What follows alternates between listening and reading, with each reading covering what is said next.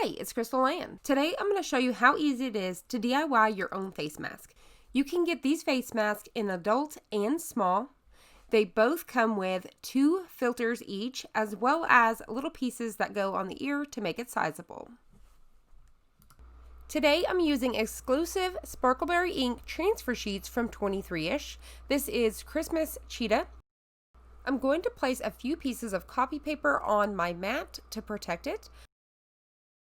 I'm going to put my face mask face up and press it for just a few seconds to pull out any sort of moisture and release any sort of wrinkles. I'm just going to smooth everything out. I'm going to place it down and figure out the size of my face mask so I can easily trim away the excess to use for a later project. And then I'm going to apply my transfer sheet face down and apply a couple pieces of heat transfer tape. I'm going to press this at 385 for 45 seconds, and if you were using a heat press, you can do it at 375 for 45 seconds.